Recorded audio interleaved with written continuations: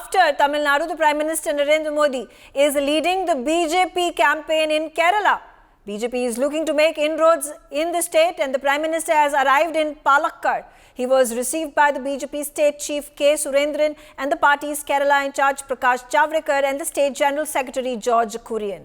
The Prime Minister is holding an election rally which is witnessing a massive turnover. Let's quickly listen it. यहाँ करीब 12,000 महिलाओं को उज्ज्वला योजना के तहत एलपीजी कनेक्शन दिया गया है. ഇവിടുത്തെ അഴിമതി നിറഞ്ഞ സർക്കാരുകൾ കേരളത്തെ തകർക്കുവാൻ വേണ്ടി ശ്രമിക്കുന്ന അവസരത്തിലോ കേന്ദ്രത്തിലെ ബിജെപി സർക്കാരോ കേരളത്തിന് വേണ്ടി കേരളത്തിന്റെ പുരോഗതിക്ക് വേണ്ടി ശ്രമിച്ചുകൊണ്ടിരിക്കുകയാണ്. പൂർണ്ണമായിട്ടുള്ള ശക്തി അതിനുവേണ്ടി ഞാൻ ഉപയോഗിക്കുകയാണ്. ഈ പത്തനംതിട്ട ജില്ലയിൽ മാത്രം കേന്ദ്ര സർക്കാർ നടപ്പിലാക്കിയ പദ്ധതികളെ പറ്റി നിങ്ങൾ കേൾക്കുകയാണെങ്കിലോ നിങ്ങൾക്ക് മനസ്സിലാകും കേന്ദ്ര സർക്കാർ എത്രമാത്രം ജനക്ഷേമ പദ്ധതികളാണ് നടപ്പിലാക്കുന്നതെന്ന് നിങ്ങൾക്ക് മനസ്സിലാക്കാൻ സാധിക്കും. ഞാനിപ്പോൾ പറയുന്നത് പത്തനംതിട്ട ജില്ലയുടെ കാര്യം മാത്രമാണ്. ഏതാണ്ട് 3,50,000 കുടുംബങ്ങൾക്ക് ഈ പത്തനംതിട്ട ജില്ലയില് ജൽജീവൻ പദ്ധതിയുടെ അടിസ്ഥാനത്തില് ടാപ്പുകൾ ഘടിപ്പിച്ചു കൊടുത്തിരിക്കുന്നു വീടുകളില്. അതുപോലെ തന്നെ ഈ പത്തനംതിട്ട ജില്ലയില് ഏതാണ്ട് 5 ലക്ഷം ജനങ്ങൾക്ക് ഗരീബ് കല്യാൺ പദ്ധതിയുടെ അടിസ്ഥാനത്തില് സൗജന്യമായിട്ടുള്ള റേഷൻ കൊടുത്തുകൊണ്ടിരിക്കുകയാണ്. അതുപോലെ തന്നെ ഈ പത്തനംതിട്ട ജില്ലയില് 1,50,000 കർഷകർക്ക് കിസാൻ സമ്മാൻ നിധിയുടെ അടിസ്ഥാനത്തില് രൂപ കൊടുത്തുകൊണ്ടിരിക്കുന്നു. എത്രയാണെന്നറിയണ്ടേ? 380 കോടി രൂപ ഈ പത്തനംതിട്ട ജില്ലയ്ക്ക് വേണ്ടി കൊടുത്തിരിക്കുകയാണ്. അതുപോലെ തന്നെ ഈ പത്തനംതിട്ട ജില്ലയില് 1,50,000 വളർത്തുമൃഗങ്ങൾക്ക് വാക്സിനേഷൻ കൊടുത്തിരിക്കുന്നു. അതുപോലെ തന്നെ ഈ പത്തനംതിട്ടയില് 12,000 സ്ത്രീകൾക്ക് ഉജ്ജ്വല യോജനയുടെ അടിസ്ഥാനത്തില് എൽപിജി കണക്ഷൻ കൊടുത്തിരിക്കുകയാണ്.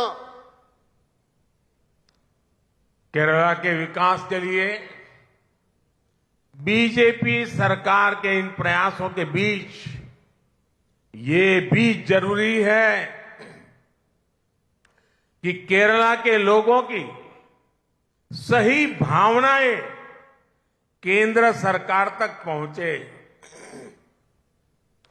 अगर यहां बीजेपी के सांसद होंगे तो केरला की भावनाओं को केंद्र सरकार तक पहुंचाने में और केंद्र सरकार की योजनाओं को यहां लागू करने में भी और आसानी होगी. केरला के लोगों को विकास की जिन योजनाओं परियोजनाओं की जरूरत है वो अपनी बात बीजेपी सांसदों से और बेहतर तरीके से लोग अपनी बात पहुंचा पाएंगे. और मोदी आपकी इच्छा पूर्ति में कोई कमी नहीं रखेगा. ये मोदी की गारंटी है. ये है മോദിയുടെ ഗ്യാരണ്ടി.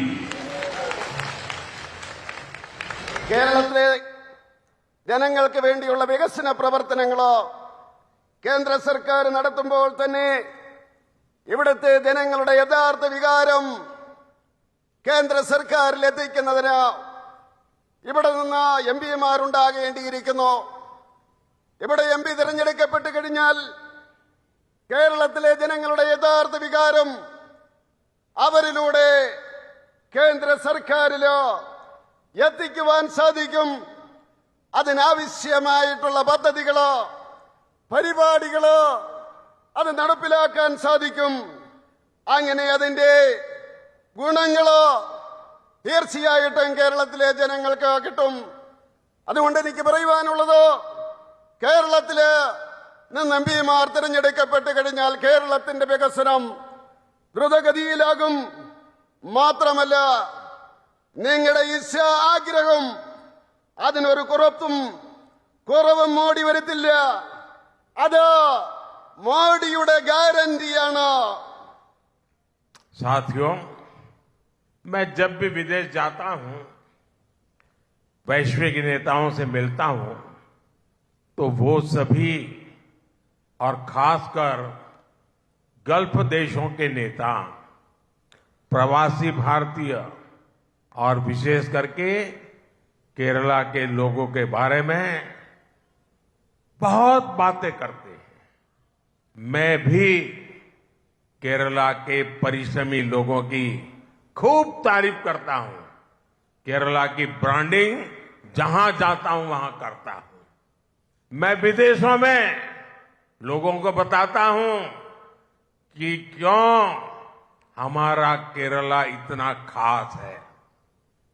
मुझे याद है, भारत ने 2022 में यूएई के साथ ट्रेड एग्रीमेंट किया था.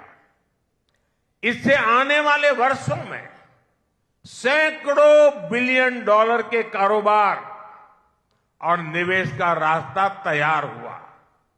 इससे किसका फायदा होगा? इसका लाभ केरला के हमारे उन ऊर्जावान युवाओं को होगा जो बड़ी संख्या में यूएई में रहते हैं.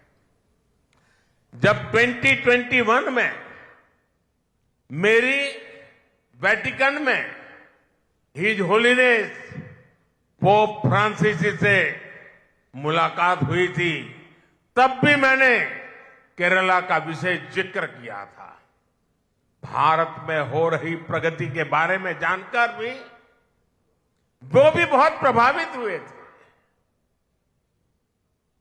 അതുപോലെ തന്നെ വിദേശത്ത് പോകുന്ന അവസരത്തിലോ ഞാൻ അവിടുത്തെ നേതാക്കന്മാരോട് പ്രവാസി ഭാരതീയരെ പറ്റി സംസാരിക്കാറുണ്ട്. പ്രത്യേകിച്ച് കേരളത്തിലെ ജനങ്ങളെ പറ്റി സംസാരിക്കാറുണ്ട്. അവരെല്ലാം തന്നെ കേരളത്തിലെ ജനങ്ങളെ പറ്റി നല്ല അഭിപ്രായമാണ് പറയാറുള്ളത്. ഞാൻ അവരോട് കേരളത്തിലെ കഠിനാധ്വാനികളായിട്ടുള്ള ജനങ്ങളെ പറ്റി ഞാൻ പറയാറുണ്ട്. കേരളത്തിന്റെ ബ്രാൻഡിങ് എവിടെ ചെന്നാലും ഞാൻ നടത്താറുണ്ട്. അത് കേരളത്തോടുള്ള പ്രത്യേകമായിട്ടുള്ള താല്പര്യം കൊണ്ടാണ്. കാരണം ഈ കേരളം എന്ന് പറയുന്നത് നമ്മളെ സംബന്ധിച്ചിടത്തോളം വളരെ പ്രിയപ്പെട്ടതാണ്. ഭാരതം 2022 യുഎഇയുമായിട്ട് വ്യാപാര കരാറ് ഒപ്പുവെക്കുകയുണ്ടായി.